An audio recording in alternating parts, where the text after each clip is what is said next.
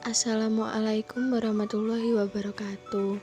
Kami di sini akan menjelaskan tentang etika berbisnis dalam Islam dan umum yang disusun oleh Salsabila Rahma NIM terakhir 095 dan Salsabila Okta Rahmawati dengan NIM terakhir 180. Di sini saya Salsabila akan menjelaskan tentang etika bisnis secara Islam. Pengertian etika bisnis Islam. Secara etimologis, etika berarti perbuatan dan ada sangkut pautnya dengan kata-kata khuliq atau pencipta dan makhluk atau yang diciptakan. Akan tetapi ditemukan juga pengertian etika berdasarkan dari kata jamak dalam bahasa Arab yaitu akhlak. Dalam mufradnya adalah khulku yang berarti sajiyah perangai, muriyah budi, tob'in tabiat, dan adab adalah adab kesopanan. Adapun bisnis dalam Islam menurut ahli fikih yang memandang bahwa perdagangan ialah saling menukarkan harta dengan harta secara suka sama suka atau memindahkan hak milik dengan adanya penggantian menurut yang dibolehkan. Bisnis juga dapat dipahami sebagai serangkaian aktivitas bisnis dalam berbagai bentuknya yang tidak dibatasi jumlahnya atau kuantitasnya, kepemilikan hartanya atau termasuk profitnya, namun dibatasi dalam cara perolehan dan pendayagunaan hartanya. Ada aturan halal dan haram. Etika bisnis Islami merupakan suatu proses dan upaya untuk mengetahui hal-hal yang benar dan yang salah.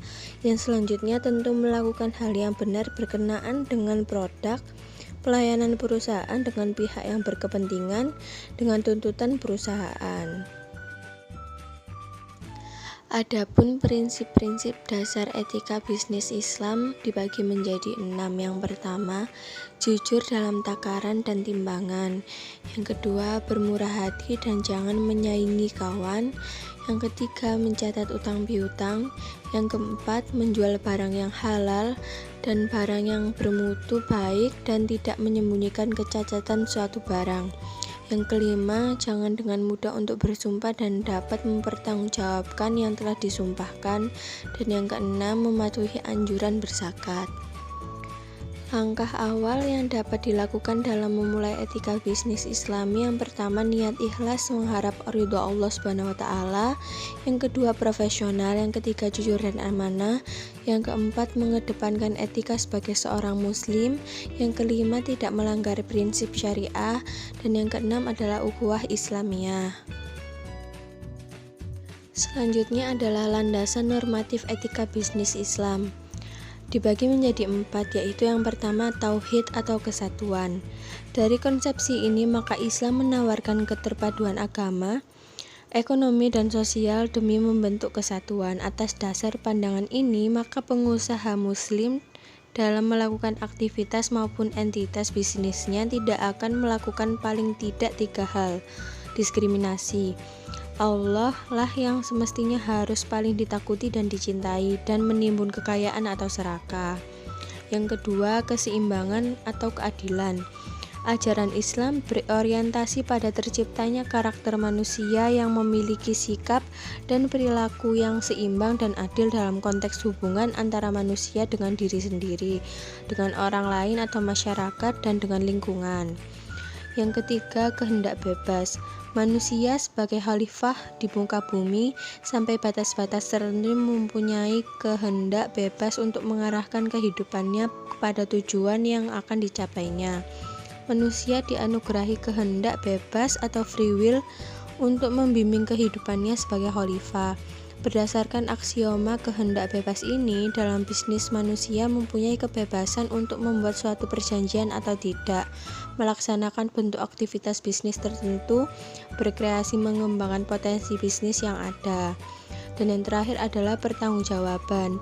Kebebasan yang dimiliki manusia dalam menggunakan potensi sumber daya mesti memiliki batas-batas tertentu dan tidak digunakan sebebas-bebasnya, melainkan dibatasi oleh koridor hukum, norma, dan etika yang tertuang dalam Al-Quran dan Al-Hadis yang harus dipatuhi dan dijadikan referensi atau acuan dan landasan dalam menggunakan potensi sumber daya yang dikuasai.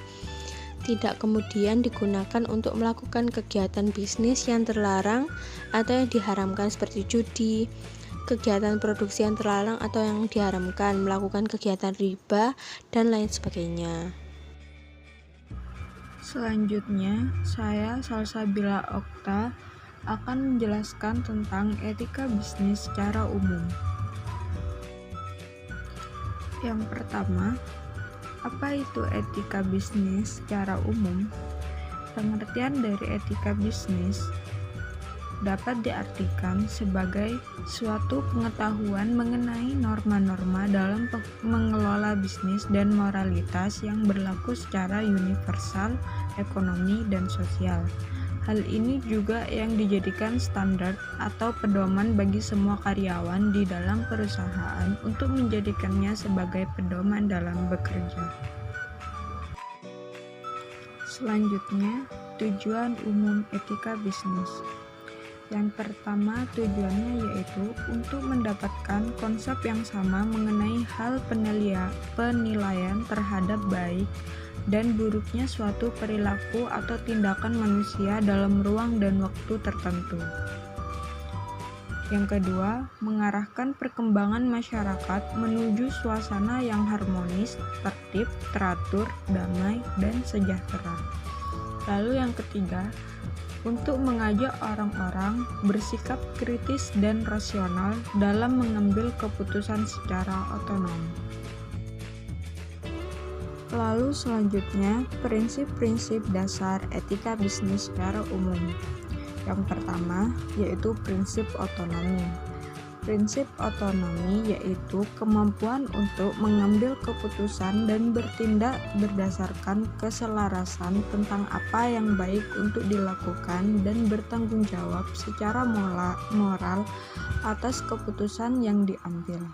Yang kedua, prinsip kejujuran.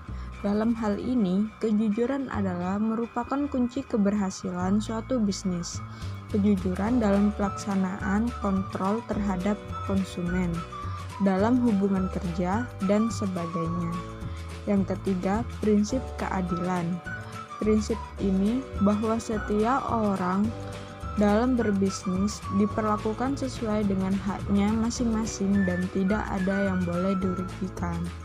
Lalu yang keempat, prinsip saling menguntungkan, juga dalam bisnis yang kompetitif. Yang kelima, yang terakhir, prinsip integritas moral. Prinsip ini merupakan dasar dalam berbisnis, harus menjaga nama baik perusahaan tetap dipercaya dan merupakan perusahaan terbaik. Selanjutnya adalah teori-teori etika bisnis. Pada dasarnya, teori etika terbagi atas 5 macam, yaitu yang pertama, teori deontologi.